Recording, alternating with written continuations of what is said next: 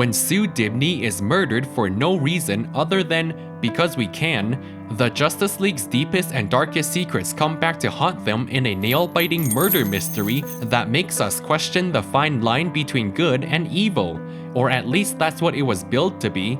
This is the story of Identity Crisis. Ralph Dibney is the literal definition of we have Plastic Man at home, and it was love at first sight between Sue and himself. Every year she tries to surprise him for his birthday, and each year he pretends to be surprised. The buyer they've been waiting on gets gunned down, but that's beside the point, because Sue is assaulted back at home while preparing for this year's big surprise.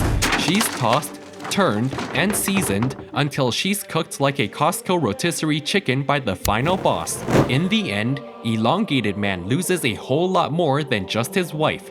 Even with state-of-the-art security from 3 alien worlds, the perpetrator entered and vanished without a trace. The Super Friends gather for a very sad funeral where Ralph quite literally can't hold himself together. The heroes divide and conquer to pursue various leads, leaving just the 6 of them, and he seems pretty convinced it was Dr. Light. For context, Jean Loring and Ray Palmer are recently divorced, although she walked away with the better end of that bargain with half his patents and the house. She's currently signing back said patents to prove she's a strong independent woman. Wally and Kyle overhear their secret plan by overhearing them. Years ago, Dr. Light broke into the Justice League satellite where Sue Dibney was watching Netflix. He proceeded to do some very unchristian things to her, but by the time the heroes arrived, the damage had already been done. To ensure something like this would never happen again, the main characters voted in favor of administering a magic lobotomy, and that wasn't the only time. Elongated Man leads the charge into Dr. Light's apartment, but he's shown out the front door by witness protection. Inside his lab, Dr. Midnight throws on a pair of shades and commences the autopsy.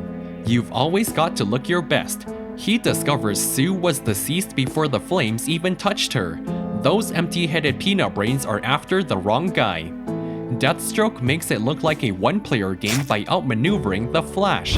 Zatanna had too much to eat, Hawkman's wings are clipped, Green Arrow's never ordering from Temu again, Black Canary flaunts the entire bakery including the secret menu, Adam stares directly into a laser pointer, and with the most powerful weapon in the universe wrapped around his finger, Green Lantern's all like, nah, I'm good.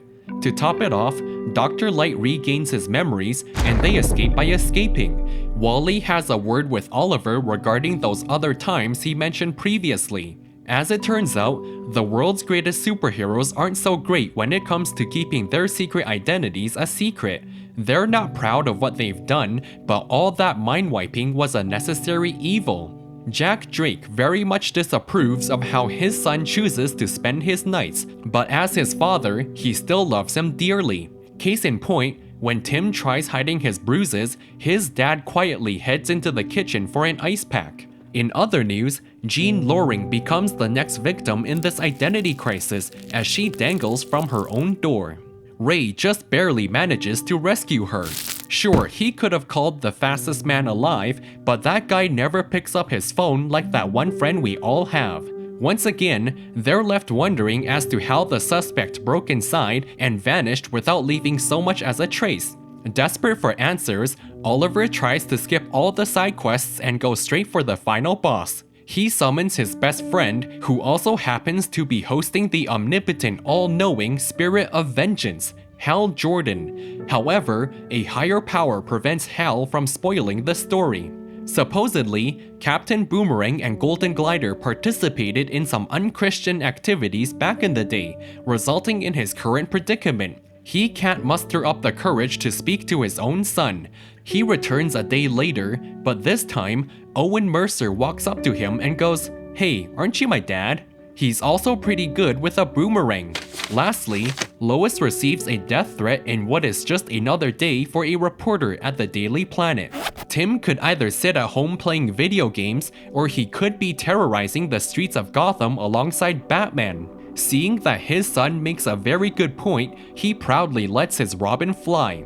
A suspicious Amazon package lands on the dinner table the moment he's gone. By the time he reaches Batman and Robin, they're already halfway to Metropolis, meaning he's on his own. A few bumps and thuds scare the living daylights out of him before the front door is finally kicked down by the final boss, Captain Boomerang? Regardless, Tim and Owen are each given half a Batman starter pack that night. Earlier that day, the Boomerang aficionados were catching up on lost time. When his empty-headed peanut brain freezes up, Owen rushes over to save him, only to realize he's a speedster. I guess Golden Glider isn't his mother after all.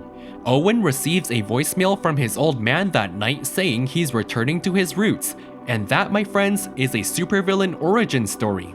Batman does what he can to comfort the poor boy, otherwise he'd end up like Owen, who spirals down a path of evil by following in his father's footsteps. What we uncovered earlier about the mind wiping was shocking, but it was only half the story. Now that Wally's got the Batman DLC, Oliver proceeds to explain the whole story. Batman returned to the Watchtower that night, and he walked right into cleanup on aisle 4. He was so enraged by what he saw, he nearly turned into a supervillain.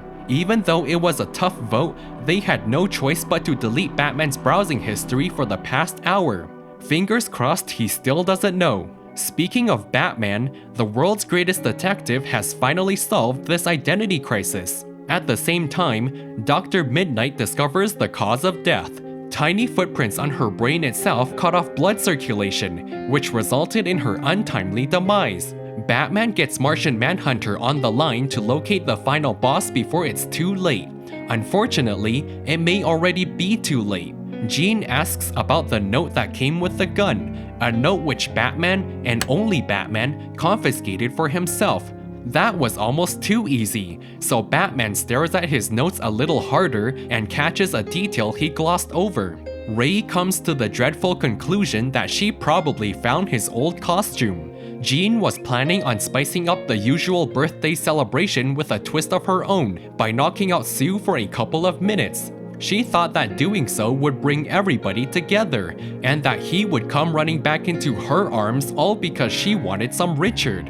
Unfortunately, Sue was knocked out indefinitely, and it only went downhill from there. She borrowed a flamethrower, staged her own break-in, hired Boomerang as a scapegoat, and sent everybody on a wild goose chase.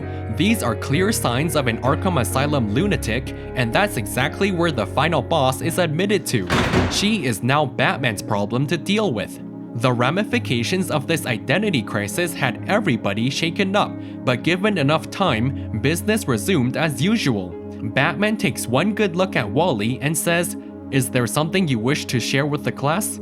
In the epilogue, Ralph Dibny goes about his day-to-day as if she never left.